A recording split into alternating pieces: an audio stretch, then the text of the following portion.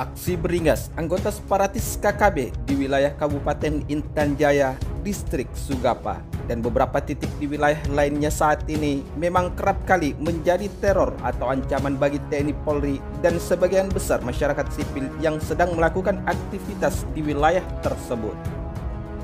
Hal ini diperkuat dengan beberapa sumber media informasi terkait jika sejak di awal tahun sampai akhir bulan Desember tahun 2020, anggota bersenjata separatis KKB tercatat telah melakukan 23 penembakan, penganiayaan, dan perampasan senjata api yang menewaskan 10 orang warga sipil dan 3 anggota satuan TNI yang sedang bertugas di wilayah Intan Jaya, Papua.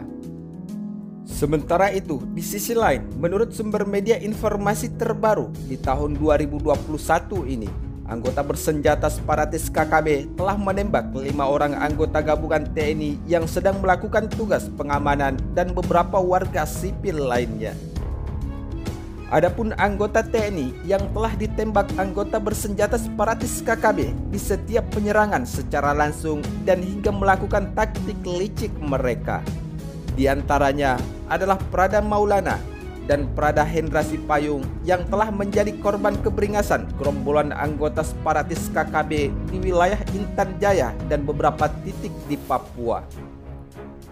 Selain itu, Pratu Roy, Pratu Dedi Hamdani, dan Prada Ginanjar adalah salah satu anggota TNI yang gugur tertembak senjata oleh anggota separatis KKB saat menjalankan tugas pengamanan di wilayah Intan Jaya saat melakukan pengejaran atau serangan balik pasukan Yonif Raider TNI terhadap anggota bersenjata separatis KKB.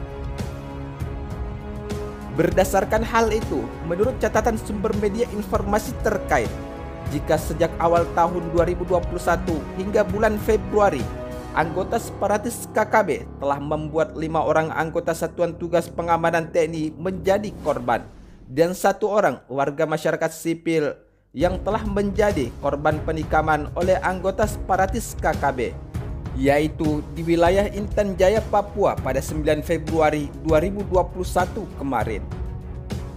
Namun, aksi keberingasan dan taktik licik anggota separatis KKB untuk melakukan perlawanan terhadap TNI dan Polri seakan tidak cukup hanya sampai di situ saja. Hal ini berdasarkan beberapa sumber media informasi nasional. Jika di bulan Februari ini anggota separatis KKB kerap kali melakukan rencana-rencana busuk mereka terhadap anggota TNI Polri yang sedang melakukan penjagaan di wilayah Intan Jaya, Papua pada Jumat 12 Februari 2021 sebagaimana pernyataan Danrem 173 PVB, yaitu Brigjen TNI Iwan Setiawan.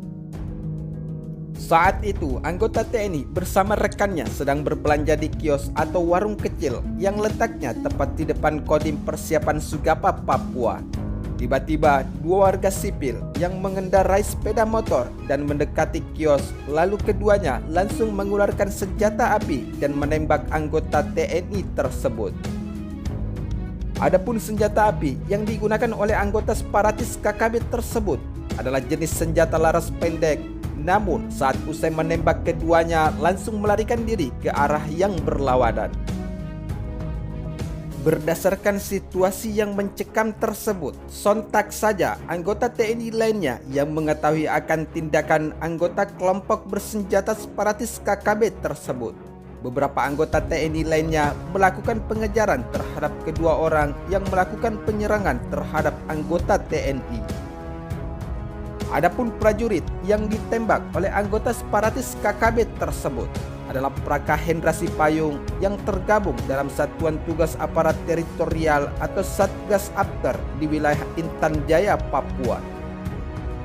Namun, anggota separatis KKB TPNPB di Papua saat ini selain melakukan penyerangan secara langsung, penyerangan dengan melancarkan cara-cara licik mereka, anggota separatis KKB saat ini semakin merajalela sebab dibalik pergerakan dan hingga kepemilikan senjata-senjata yang cukup baik untuk anggota separatis KKB di wilayah Intan Jaya, Papua.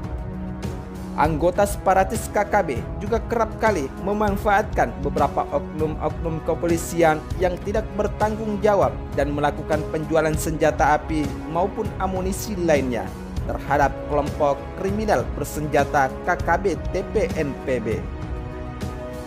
Hal tersebut berdasarkan sumber media informasi terkait jika ada sebanyak 2 orang anggota Polri dari Polresta Ambon ditangkap setelah menjual senjata api beserta amunisi kepada kelompok kriminal bersenjata KKB di Papua yang akan digunakan untuk melakukan perlawanan terhadap TNI dan Polri yang sedang melakukan tugas pengamanan dan penjagaan di wilayah Kabupaten Intan Jaya, Papua. Sementara itu, Kabid Humas Polda Maluku, Kombes Pol Muhammad Troem, mengatakan jika penangkapan terhadap kedua anggota polisi di wilayah Ambon berawal ketika polisi menangkap si pembeli senjata tersebut setelah mendapatkan informasi dari pengakuan anggota separatis KKB tersebut. Hal ini diperkuat dengan sumber media informasi terkait dari Polres Bintuni, Papua Barat yang berhasil mengamankan warga beserta barang bukti berupa senjata api.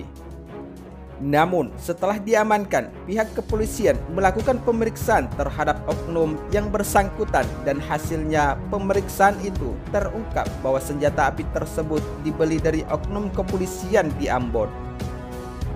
Dari informasi awal itulah, Kapolda Maluku, Irjen Refdi Andri, lantas memberikan perintah kepada Kapolres Ambon, Kombes Leo Nugraha Simatupang, agar melakukan koordinasi dengan Polres Bintuni dan Polda Papua Barat. Setelah dilakukan koordinasi, Kombes Pol Muhammad Troem mengatakan jika polisi kemudian melakukan penyelidikan di Ambon untuk mencari tahu pihak yang menyuplai senjata api terhadap kelompok kriminal bersenjata KKB Papua. Setelah itu, Kombes Pol Muhammad Troem mengatakan jika pihaknya berhasil melakukan penangkapan terhadap beberapa anggota polisi yang diduga telah menjual senjata api kepada separatis KKB di Papua. Namun, sebelumnya anggota Polres Teluk Bintuni, Papua Barat menangkap seorang warga yang membawa senjata api pada Rabu 10 Februari 2021 kemarin dan dilakukan penyelidikan terlebih dahulu untuk mengetahui oknum anggota kepolisian yang melakukan penjualan senjata terhadap anggota separatis KKB tersebut. Adapun pelaku yang berinisial WT tersebut ternyata merupakan warga asal Jalan Merdeka, Kabupaten Teluk Bintuni, Papua Barat. Saat hendak ditangkap, polisi menemukan 1 revolver, 1 senjata api laras panjang, 600 butir amunisi berukuran kaliber 3,8 dan 1 magasin dari tangan WT. Selain itu, polisi juga mengamankan uang tunai sebanyak Rp450.000 dalam pecahan Rp50.000. Juga ditemukan surat keterangan bebas COVID-19 dan 1 ponsel lainnya.